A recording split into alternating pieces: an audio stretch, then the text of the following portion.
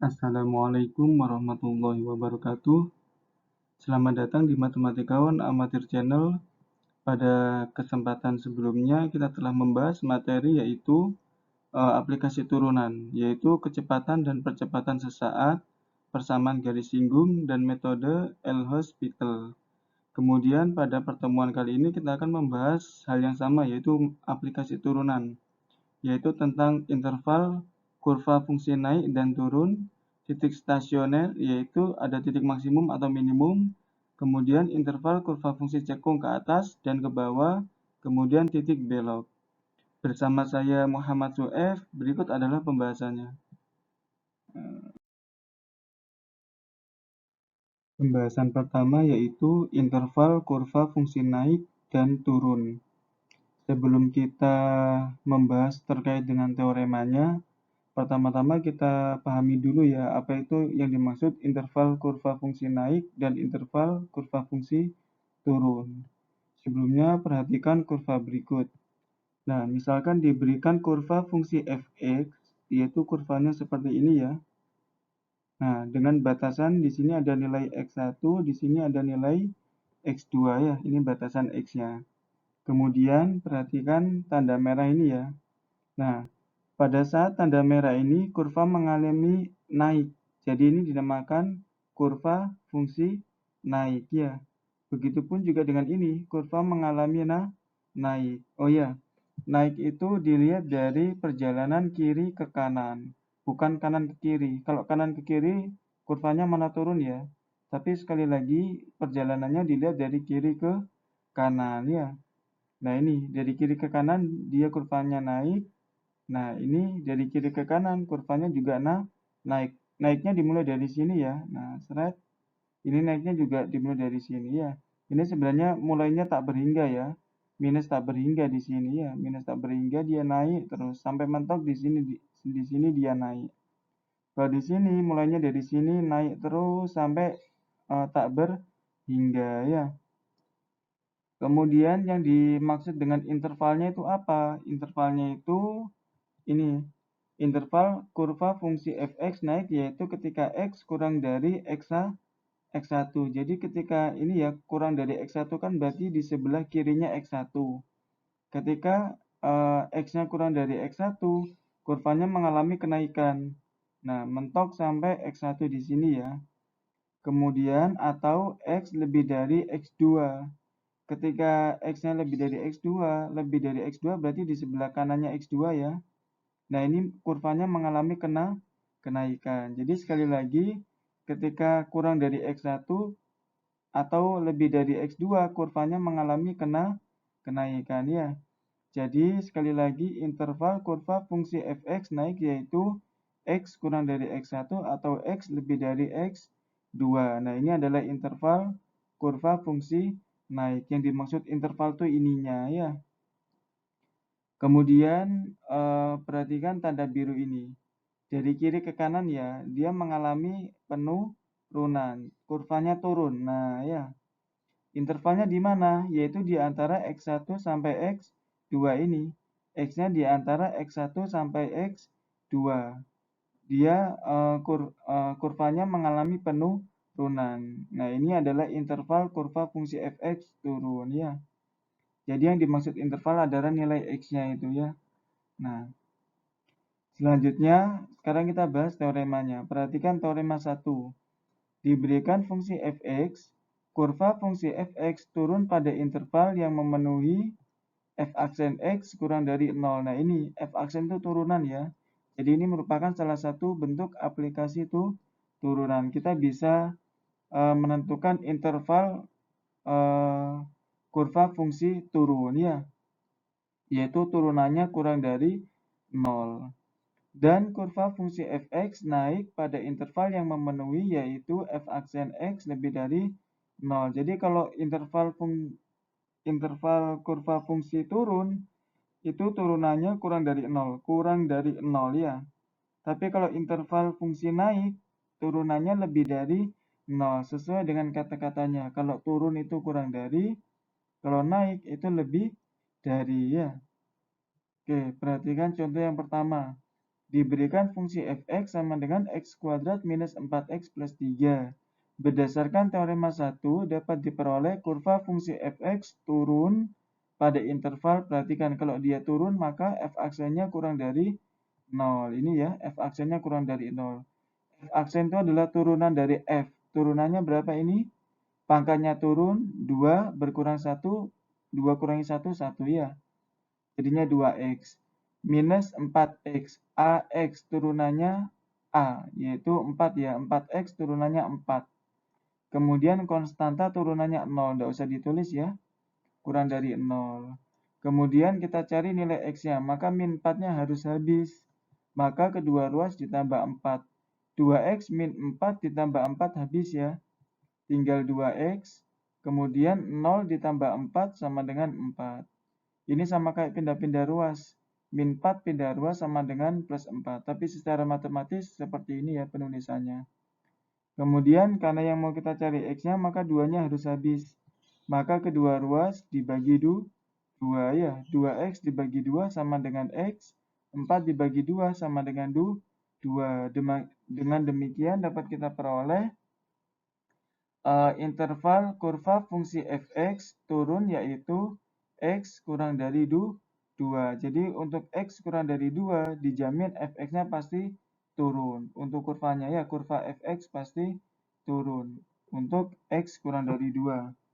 Kemudian dan kurva fungsi fx naik pada interval sama ya, prosesnya sama, cuma beda tandanya aja. F aksen x lebih dari 0 kalau interval kurva fungsi naik ya. Nah ini f aksen lebih dari 0. F aksennya sama ya, yaitu 2x minus 4 lebih dari 0. Kemudian kedua ruas ditambah 4, 2x min 4 tambah 4. Min 4-nya habis ya, tinggal 2x, 0 tambah 4 sama dengan 4. Kemudian kedua ruas dibagi 2. 2x dibagi 2 sama dengan x, 4 dibagi 2 sama dengan 2. Jadi kurva fungsi fx naik pada interval yaitu untuk x sama dengan, x lebih dari 2 ya. Nah ini jadi kita tidak usah capek-capek gambar kurva ini. Kalau proses sebenarnya itu kan kurvanya ini kita gambar. Misalkan bentuknya adalah seperti ini ya, seret gitu ya. Nah, kurvanya kita gambar baru kita tahu, oh kurvanya turun pada interval ini, kurvanya naik pada interval ini. Tidak perlu seperti itu. Tapi dengan turunan kita bisa langsung menemukan kapan interval fungsi turun, yaitu untuk x lebih kurang dari 2, dan kapan kurva fungsi fx naik, yaitu untuk x lebih dari 2 ya. Jadi seperti itu.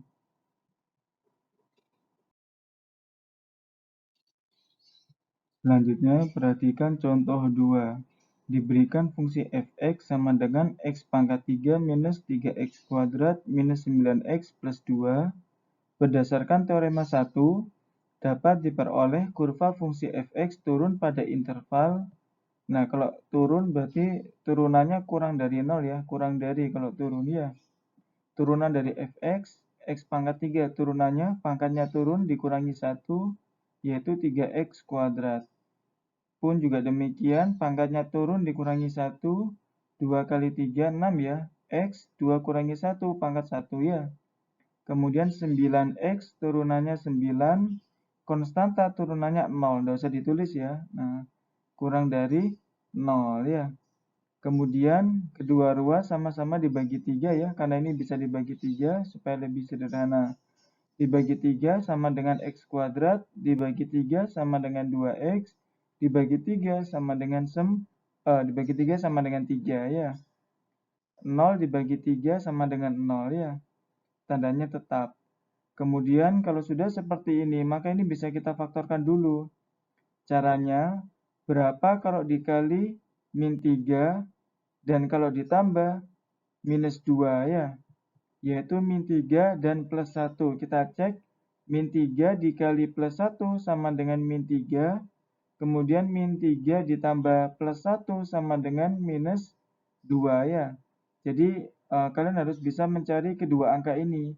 Yaitu kalau dikali sama dengan min 3, kalau ditambah sama dengan minus 2 ya. Kemudian x min 3 pindah ruas sama dengan plus 3. plus 1-nya pindah ruas sama dengan min 1.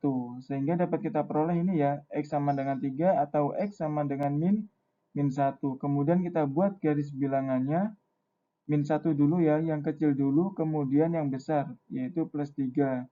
Kemudian kita uji titik. Di sini itu kan di sebelah kirinya min 1 ada minus 2 ya.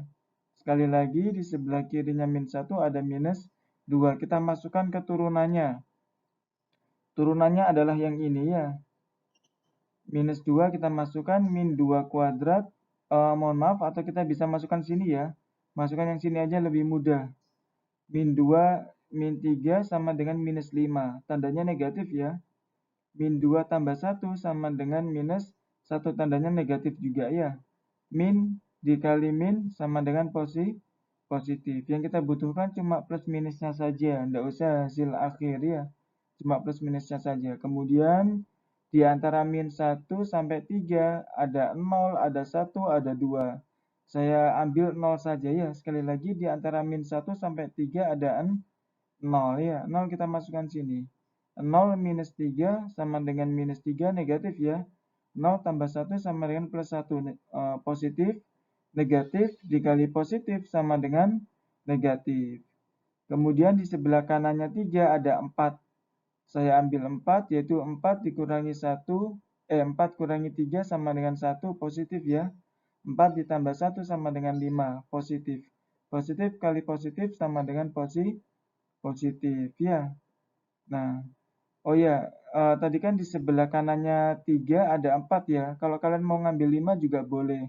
6 juga boleh dan seterusnya. Diambil salah satu saja ya. Tandanya pasti sama.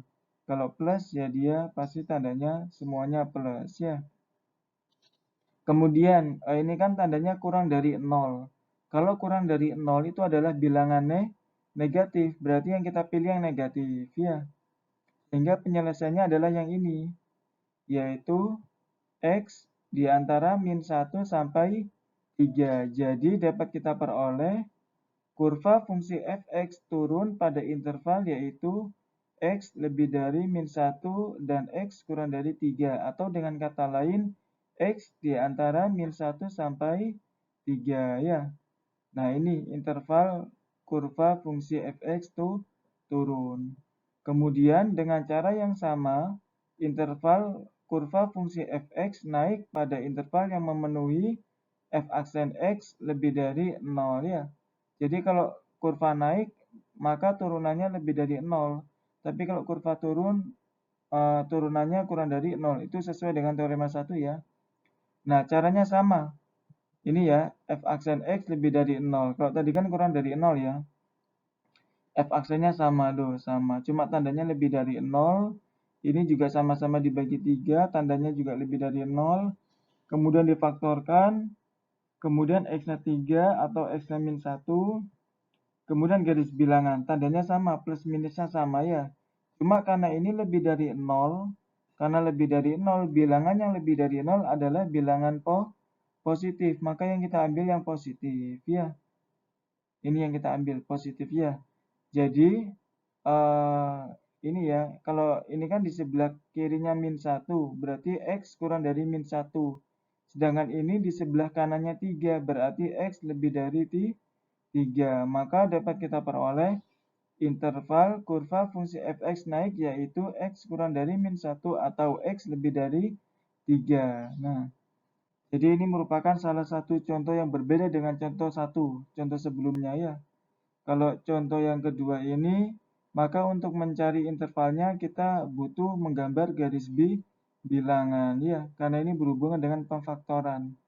Makanya harus pakai garis bilangan seperti itu. Kemudian pembahasan selanjutnya yaitu aplikasi yang kedua ya, titik stasioner atau maksimum minimum, titik maksimum, titik minimum. Sebelumnya perhatikan kurva berikut ini. Nah, ini ada kurva fungsi fx, ini ya kurvanya ya. Nah, ini ada beberapa titik kritis, salah satunya B sama C ya. Kemudian yang dikatakan dengan titik stasioner itu adalah yang pertama ada titik maksimum lokal. Titik maksimum lokal dalam hal ini adalah titik B. Kenapa kok dia disebut titik maksimum? Kita bisa lihat sendiri dia posisinya di puncak, makanya dia merupakan titik maksimum. Nah, dia disebut lokal karena apa? Karena dia merupakan perubahan dari kurva naik ke turun ya. Jadi dia perubahan dari kurva naik ke turun gitu ya. Nah, ini titik maksimum lokal yaitu titik B ya. Kemudian titik minimum lokal yaitu titik C ya. Dia perubahan dari kurva turun kemudian naik dan dia tampak berada di bawah sendiri ya. Posisinya berada di bawah. Makanya dia disebut sebagai titik minimum lokal ya. Oke, ini merupakan titik stasioner. Kemudian kalau misalkan intervalnya kita batasin yaitu dari X1 sampai X2 ini ya. Batasannya dari X1 sampai mohon maaf sampai X4 ya. Batasannya dari X1 sampai X4. Nah, kemudian di sini ada kata istilah titik maksimum global. Titik maksimum globalnya adalah titik B. Kenapa kok titik B? Karena titik B ini berada paling atas. Kalau kita bandingkan dengan D, D itu kan berada sedikit di bawahnya B ya. Dan B ini berada di atasnya D. Berarti yang paling atas adalah B. Sepanjang interval dari X1 sampai X4 ya. Titik B adalah titik yang berada paling atas. Makanya titik B itu disebut sebagai titik maksimum global ya. Sedangkan titik A merupakan titik minimum global. Kenapa? Titik A adalah titik yang paling bawah sepanjang interval X1 sampai X4. Titik A adalah titik bawah, bukan titik C. Titik C ini ada sedikit di atasnya A ya. Sedangkan A ini berada di bawahnya titik C. Makanya titik A dinamakan sebagai titik minimum global ya. Sepanjang interval X1 sampai X4 ya. Nah, jadi kalau misalkan global itu maksudnya adalah titik yang paling maksimum. Sedangkan yang global minimum berarti titik yang paling minimum. Tapi kalau misalkan lokal itu adalah perubahan dari kurva naik ke kurva turun yaitu titik maksimum lokal dan kurva turun ke kurva naik yaitu titik minimum lokal ya. Nah, ini bisa diperoleh nah ini maksudnya itu apa? Termasuk ke dalam titik stasioner yaitu maksimum lokal dan minimum lokal. Tapi kalau intervalnya kita batasin, itu ada yang namanya maksimum global, yaitu titik yang paling maksimum, yaitu berada pada atas sendiri ya, dan titik minimum global yaitu titik yang berada pada bawah sendiri dalam interval X1 sampai X4. Ini kalau intervalnya dibatasin ya.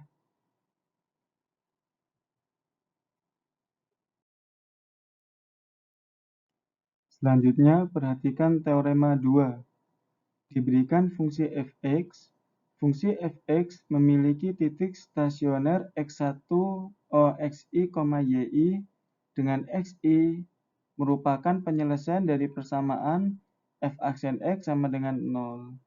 Jadi, titik stasioner ini dapat kita peroleh dengan cara kita menyelesaikan ini ya, turunannya sama dengan 0. Lebih jelasnya, perhatikan contoh 3.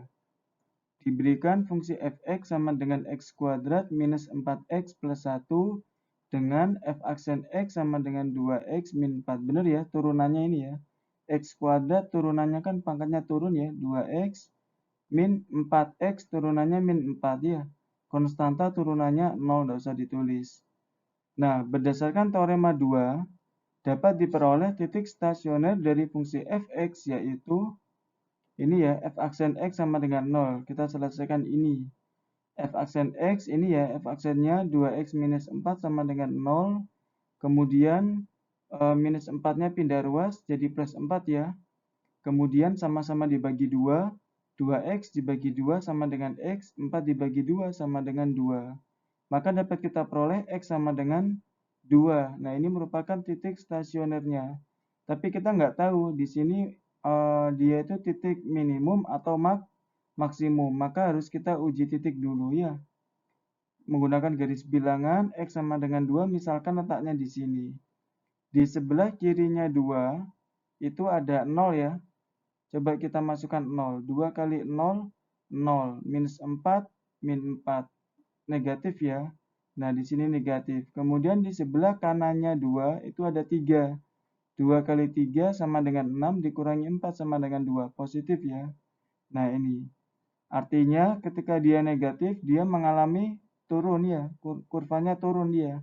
Kalau negatif. Kemudian kalau positif, kurvanya naik. Nah, habis turun kemudian naik. Berarti ini merupakan posisinya di bawah ya. Berarti ini merupakan titik minimum ya. Dengan demikian 2, min 3 ini ya, X sama dengan 2. Kalau X-nya 2, Y-nya tinggal kita masukkan ke sini. 2 pangkat 2, 4. Min 4 kali 2, min 8. 4 min 8 minus 4 ya. Ditambah 3 sama dengan min 3. Nah ini ya. Jadi dengan demikian 2, min 3 ini merupakan titik minimum. Sekali lagi karena letaknya di sini ya, di bawah ya. Titik minimum lokal fungsi f(x) ya. Kemudian untuk interval x-nya dari 1 sampai 4 misalkan kita batasin ini ya. Kalau intervalnya dibatasi, maka dapat kita peroleh titik maksimum atau minimum global ya. Kalau tadi kan lokal ya. Sekarang global dari fungsi f(x) yaitu, nah, perhatikan batasnya dari 1 sampai 4. Untuk x sama dengan 1, kita peroleh y-nya dimasukkan ya, 1 kuadrat minus 4 kali 1 plus 1 sama dengan minus 2 ya.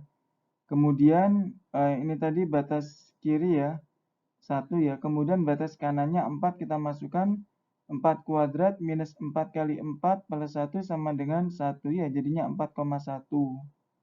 Nah, kemudian untuk X sama dengan 2, karena X sama dengan 2 ini masuk ke dalam interval ini ya, dia di antara 1 sampai 4, maka ini juga harus kita perhitungkan.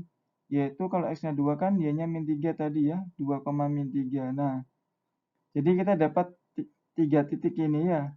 Sekali lagi, X sama dengan 1 dan X sama dengan 4 ini diperoleh dari batas kiri dan batas kanan. Sedangkan ini diperoleh dari ini ya, titik stasioner yang masuk ke dalam interval ini ya. Kalau misalkan ini tidak masuk ke dalam interval ini berarti tidak usah. Kita cuma dapat 2 titik ini saja ya. Tapi kalau ini masuk, nah maka harus kita perhitungkan. Nah sekarang bagaimana cara kita memperoleh titik maksimum atau minimum globalnya? Perhatikan di sini ada min 2, ada plus 1, ada min 3. Yang paling besar nilainya adalah plus 1 di antara min 2, 1 dan min 3 yang paling besar 1 ya. Maka 4,1 ini merupakan maksimum global, yaitu 4,1 ya maksimum globalnya. Kemudian di antara min 2, 1 dan min 3 yang paling kecil adalah minus 3. Maka 2, min 3 adalah titik minimum global, yaitu 2, min 3 yang paling kecil nilainya ya. Nah, jadi cara memperoleh titik maksimum global dan minimum global itu seperti itu. Jadi sekali lagi kita ambil batas kiri dan batas kanannya ya. Nah, ini. Kemudian kita perhatikan titik stasionernya apakah dia masuk ke dalam interval. Kalau masuk maka kita perhitungkan. Kita taruh di sini ya. Terus kita bandingkan nilai Y-nya. Nah, nilai Y yang paling besar itu menjadi nilai maksimum global. Ini ya. Nah, dan nilai Y yang paling kecil ini ya, itu menjadi nilai minimum global seperti itu. Kemudian perhatikan kembali contoh 4, diberikan fungsi f(x) sama dengan 2x pangkat 3 minus 3x kuadrat minus 12x plus 5 dengan turunannya adalah ini ya, pangkatnya turun dikurangi 1 jadinya 6x pangkat 2. Ini pun juga pangkatnya turun kurangi 1 jadinya 6x pangkat 1. 12x turunannya 12. Konstanta turunannya 0 ya, tidak usah ditulis. Kemudian berdasarkan teorema 2 dapat diperoleh titik stasioner dari fungsi f(x) yaitu, nah ini ya, f aksen sama dengan 0. F aksennya adalah ini. Nah, kita masukkan. Kemudian kedua ruas sama-sama dibagi 3 ya. 6x kuadrat dibagi 3 sama dengan x mohon maaf, sama-sama dibagi 6. Kedua ruas sama-sama dibagi 6. Ini dibagi 6 sama dengan X kuadrat. Ini dibagi 6 sama dengan X. Ini dibagi 6 sama dengan 2. 0 dibagi 6 sama dengan 0 ya. Sehingga diperoleh ini. Kemudian kita faktorkan berapa kalau dikali minus 2 kalau ditambah min 1. Yaitu plus 1 dan minus 2. Kita cek plus 1 dikali min 2 sama dengan min 2. Kemudian plus 1 ditambah minus 2 sama dengan min 1. Pas ya. Kemudian plus 1-nya pindah ruas jadi min 1. Min 2-nya pindah ruas jadi plus 2. Maka kita peroleh X sama dengan min 1 atau X sama dengan 2. Nah, kita tidak tahu mana yang maksimum, mana yang minimum. Caranya sekali lagi dengan menggunakan garis bilangan ya.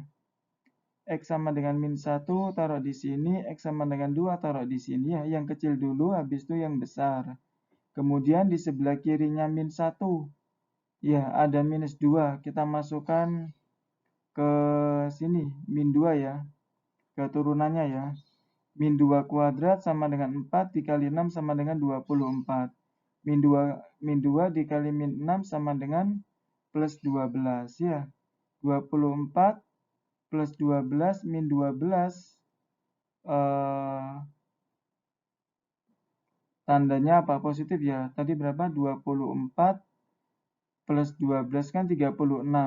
Min 12 sama dengan 24. 24 tandanya positif ya. Nah, tandanya positif ya.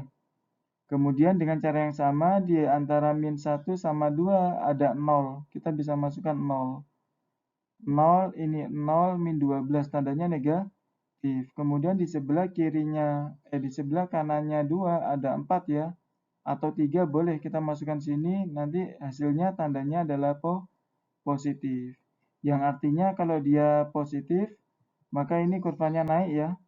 Kalau negatif kurvanya turun, kalau positif kurvanya naik. Nah, tampak jelas di sini dia berada di puncak. Maka min 1 ini adalah titik maksimum ya. Dengan demikian fungsi fx memiliki titik maksimum lokalnya yaitu x-nya min 1 ya. Nah, ini dong. Min 1 dia titik maksimum. Kalau min 1 y-nya berapa? Kita masukkan ke fx ya. Masukkan x-nya min 1, min 1, min 1. Maka y-nya adalah 12. Jadi min 1,12 ini merupakan titik maksimum lokal ya. Kemudian titik minimum lokalnya yaitu ini ya, x sama dengan 2 ya. X-nya kita masukkan 2, 2, 2, maka nilainya adalah min 15.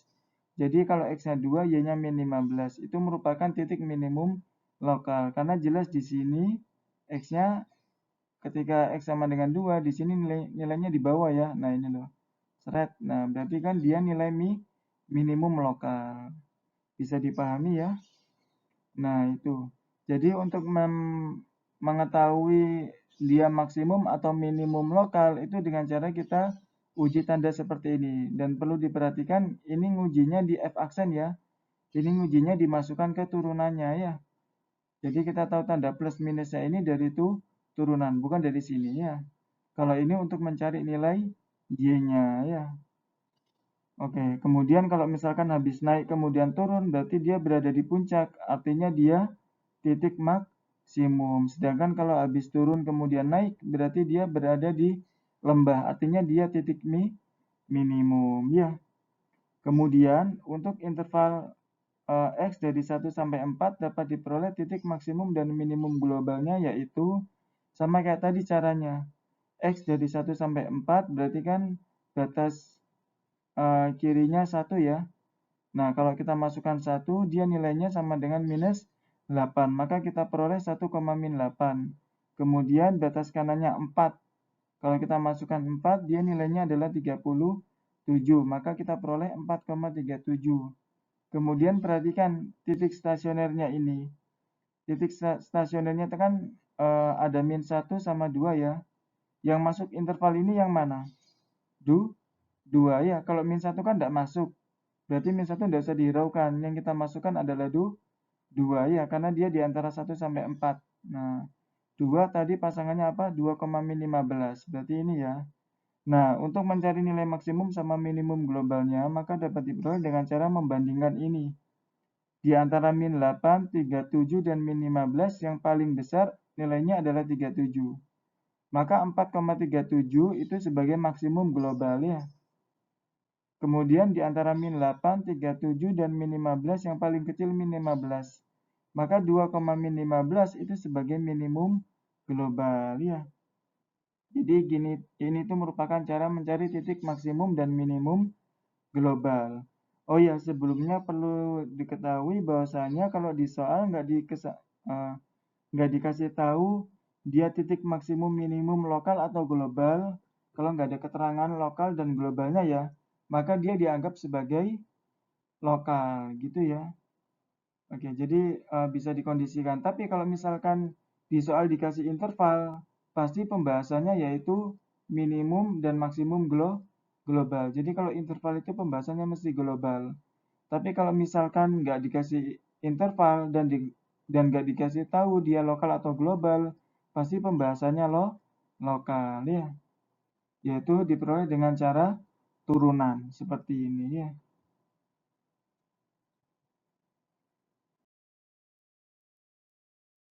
Oke, sekarang perhatikan contoh yang kelima. Suatu perusahaan memproduksi X unit barang dengan biaya X kuadrat plus 10X minus 5 dalam ribuan rupiah. Apabila barang tersebut dijual dengan harga 50.000 per unit, maka dapat diperoleh fungsi fx yang menyatakan keuntungan dari perusahaan tersebut, yaitu, nah karena ini fungsi fx ini menyatakan keuntungan ya, maka fx sama dengan harga jual dikurangi harga beli. Ini adalah keuntungan, yaitu harga jual kurangi harga beli. Perhatikan, barang tersebut dijual dengan harga 50.000. Di sini tertulis dalam ribuan rupiah. Maka 50.000 kalau dalam ribuan rupiah cukup ditulis 50 saja ya. Kemudian karena ini harganya 50.000 per unit, sedangkan ada X unit, maka 50 dikali X ya. Karena di sini per unit, sedangkan ada X unit. Kemudian dikurangi harga beli. Harga beli ini sama halnya dengan biaya produksi ya, yaitu X kuadrat plus 10X minus 5. Nah, biaya produksi ini sudah mencakup X unit barang, maka tidak perlu dikalikan X ya. Jadi cukup ditulis X kuadrat plus 10X minus 5.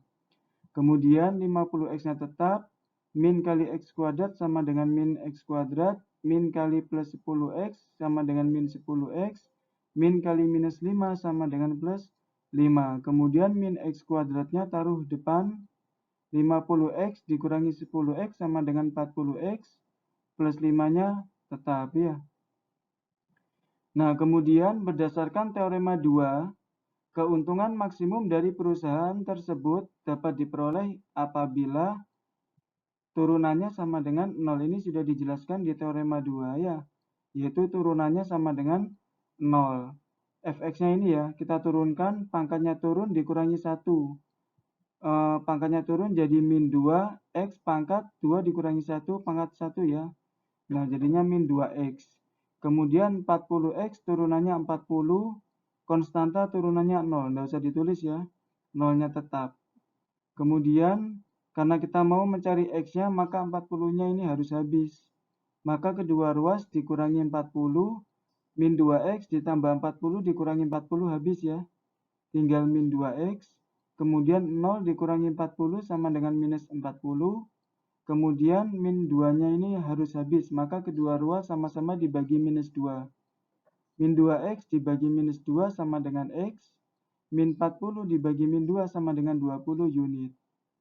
Artinya, supaya keuntungannya maksimum, maka perusahaan tersebut harus memproduksi sebanyak 20 unit ya. Ini supaya keuntungannya maksimum. Kemudian keuntungan maksimumnya dapat diperoleh yaitu, ini tadi kan X-nya sudah ketemu 20 unit. Ini kita masukkan ke fungsi keuntungan. Sehingga diperoleh F20 sama dengan X-nya diganti 20 ya. Nah ini. 20 kuadrat sama dengan 400 dikali min sama dengan minus 400.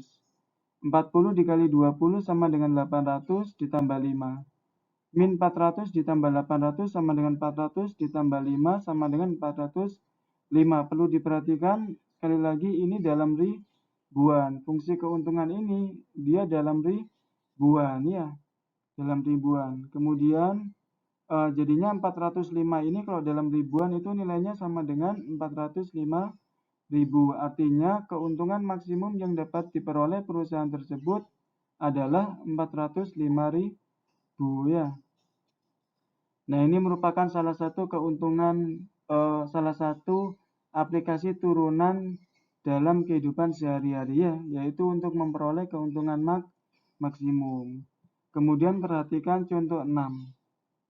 Suatu persegi panjang dengan ukuran panjang P cm dan lebar L cm. Misalkan keliling persegi panjang tersebut adalah 32 cm, maka dapat diperoleh ini ya, kelilingnya 32 cm. Keliling untuk persegi panjang rumusnya adalah 2P ditambah 2L sama dengan 32. Kemudian masing-masing ini bisa disederhanakan, yaitu sama-sama dibagi 2. 2P dibagi 2 sama dengan P, 2L dibagi 2 sama dengan L, 32 dibagi 2 sama dengan 16. Kemudian kedua ruas sama-sama dikurangi L. P plus L dikurangi L habis ya, L-nya tinggal P. 16 minus L sama dengan 16 minus L. Kemudian misalkan L merupakan fungsi yang menyatakan luas persegi panjang tersebut, maka dapat diperoleh L sama dengan panjang kali lebar. Nah, di sini sudah kita peroleh panjangnya sama dengan 16 dikurangi L. Maka panjangnya ini bisa kita ganti 16 dikurangi L dikali L. Kemudian 16 dikali L sama dengan 16L minus L dikali L sama dengan L kuadrat. Kemudian, nah tadi sampai sini ya. Kemudian, berdasarkan teorema 2, luas maksimum persegi panjang tersebut dapat diperoleh apabila turunannya sama dengan 0 ya. Kalau luas maksimum berarti turunan dari fungsi luas ya. Ini fungsi luasnya sudah ada, yaitu 16L minus L kuadrat. Kalau diturunkan 16L turunannya adalah 16. Kemudian L kuadrat turunannya pangkatnya turun dikurangi 1 ya. Jadinya 2L pangkat 1. Kemudian kedua ruas bisa kita kurangi 16. Ini ya 16 kalau dikurangi 16 habis tinggal minus 2L. 0 dikurangi 16 sama dengan minus 16. Kemudian kedua ruas sama-sama dibagi min 2. Min 2L dibagi min 2 sama dengan L. Kemudian min 16 dibagi min 2 sama dengan 8. Maka dapat kita peroleh L atau lebarnya sama dengan 8 cm ya.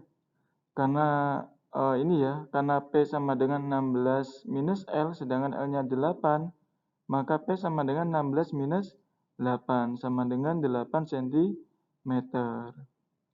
Artinya, luas maksimum itu diperoleh ketika lebarnya sama dengan 8 dan panjangnya sama dengan 8 ya. Jadi luas maksimum itu ketika diperoleh seperti ini. Kemudian luas maksimumnya dapat diperoleh yaitu L-nya sama dengan panjang kali lebar, panjangnya tadi 8, lebarnya juga 8 ya. Dan ini adalah rumus luas pada umumnya, panjang kali lebar. Kemudian 8 dikali 8 sama dengan 64 cm. Ini adalah luas maksimum ya. Oke, pembahasan selanjutnya yaitu interval kurva fungsi cekung ke atas dan ke bawah. Perhatikan kurva fungsi fx berikut. Nah, ini ada fungsi fx, kurvanya ini ya. Nah, kalian perhatikan tanda yang berwarna biru.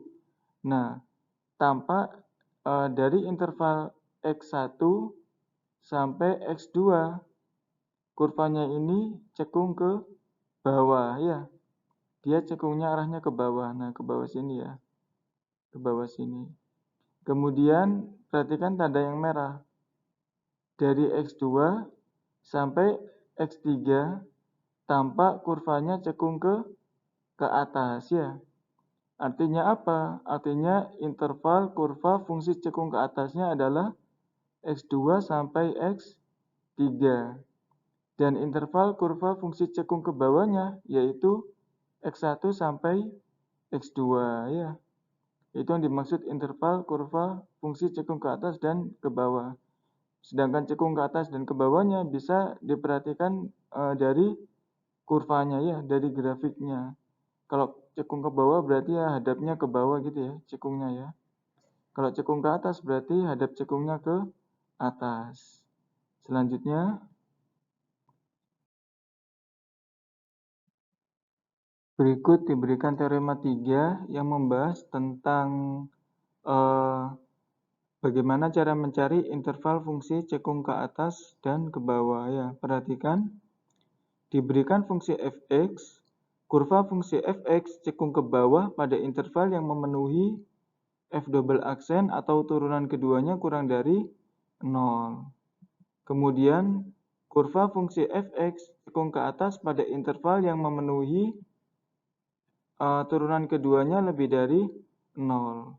Kalau kita perhatikan ini sesuai ya, kalau ke bawah itu kurang dari, kalau ke atas itu lebih dari. Tapi ini memakai turunan kedua. Kalau kurva naik sama kurva turun, itu memakai turunan pertama.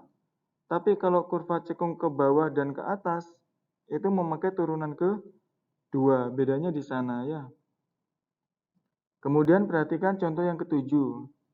Diberikan fungsi fx sama dengan x pangkat 3 minus 3x kuadrat minus 9x plus 2. Dengan f aksen x atau turunannya ya, sama dengan, nah ini, pangkatnya turun dikurangi 1.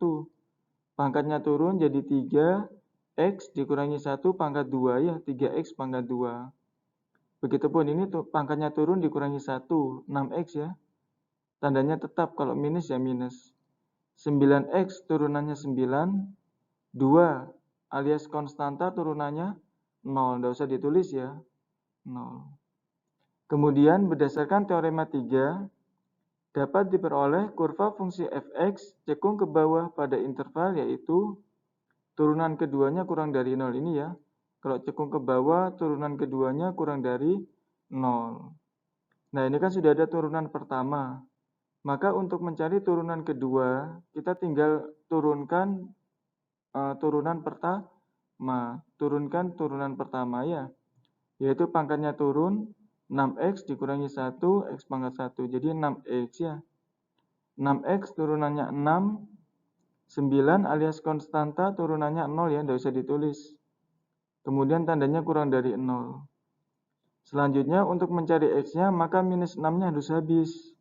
Supaya minus 6-nya habis maka kedua ruas sama-sama ditambah 6. 6x minus 6 ditambah 6 habis ya. Nah, tinggal 6x. 0 ditambah 6 sama dengan 6. Kemudian supaya 6-nya ini habis, maka kedua ruas sama-sama dibagi 6. 6x dibagi 6 sama dengan x. 6 dibagi 6 sama dengan 1. Maka dapat kita peroleh kurva fungsi fx cekung ke bawah yaitu x kurang dari 1. Dalam hal ini kita tidak perlu menggambar ya. Kayak tadi itu kan digambar dulu baru kita tahu dia cekung ke bawah intervalnya dari mana sampai mana. Begitupun cekung ke atas intervalnya dari mana sampai mana. Tapi dengan menggunakan teorema 3 ini kita tidak perlu gambar. Kita tidak perlu gambar kurvanya ini seperti apa ya. Tapi cukup kita menjalankan ini saja kalau mau mencari interval kurva cekung ke bawah. Dan menjalankan ini kalau mencari interval kurva cekung ke atas ya.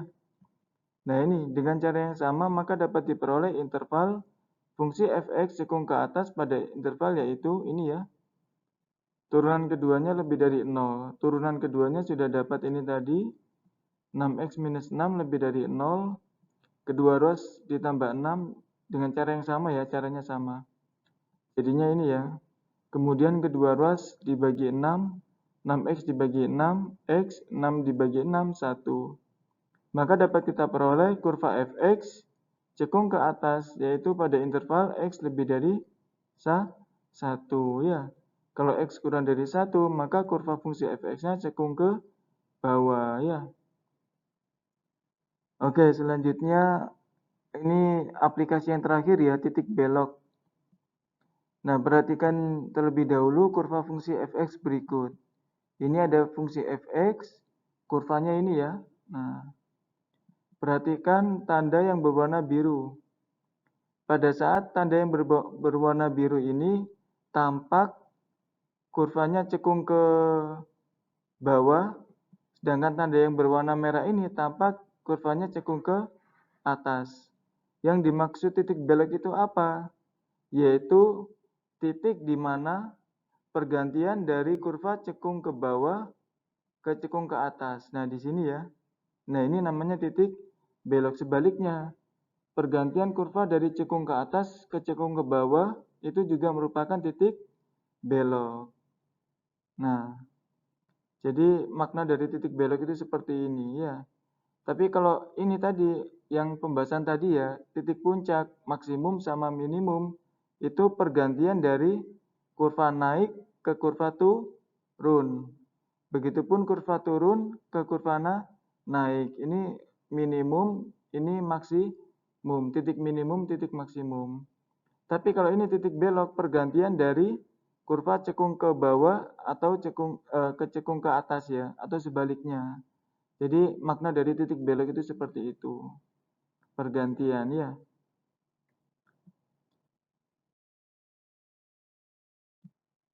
Nah, perhatikan teorema 4. Diberikan fungsi fx memiliki titik belok xi, yi. Dengan xi merupakan penyelesaian dari persamaan turunan keduanya sama dengan 0.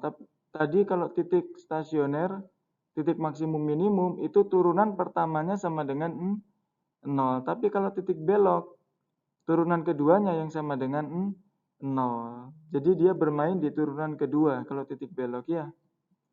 Perhatikan contoh yang ke-8. Diberikan fungsi fx sama dengan x pangkat 3 minus 3x kuadrat minus 9x plus 2. Dengan f aksen x-nya sama dengan 3x kuadrat minus 6x minus 9. Berdasarkan teorema 4, dapat diperoleh titik belok fungsi fx yaitu ini ya. Turunan keduanya sama dengan 0 ya. Turunan kedua sekali lagi dapat kita peroleh dengan cara menurunkan turunan pertama. Kalau kita turunkan, pangkatnya turun berkurang 1, jadinya 6x ya. Kemudian 6x turunannya 6, 9 alias konstanta turunannya 0, tidak usah ditulis. Sama dengan 0. Kemudian kedua ruas ditambah 6 ya, untuk menghilangkan ini. 6x minus 6 tambah 6 habis. Tinggal 6x. Nah, 0 ditambah 6 sama dengan 6. Kemudian kedua ruas sama-sama dibagi 6. 6x dibagi 6 sama dengan x. 6 dibagi 6 sama dengan 1. Nah, sehingga dapat kita peroleh titik beloknya itu adalah x sama dengan 1. X sama dengan 1. Y-nya berapa? Kalau x-nya 1 berarti tinggal dimasukkan ke sini ya. Dimasukkan ke y, fx. Ya, dimasukkan x-nya 1, 1, 1. 1 minus 3, min 2, min 9, sama dengan min 11, ditambah 2 sama dengan minus 9. Maka 1, min 9 ini merupakan titik belok. Sekali lagi kita tidak perlu menggambar kurvanya ini seperti apa, terus ketahuan titik beloknya di mana. Nah, tidak perlu ya. Untuk mencari titik belok, kita tinggal menjalankan ini saja. Jadi sekali lagi, matematika ini tujuannya adalah mempermudah kalian ya. Tidak usah gambar-gambar, tapi tinggal kalian jalankan ini. Kalian bisa menemukan titik beloknya.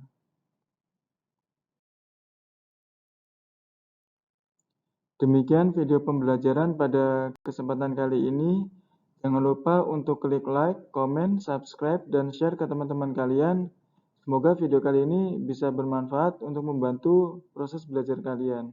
Kurang lebihnya mohon maaf, saya akhiri. Assalamualaikum warahmatullahi wabarakatuh.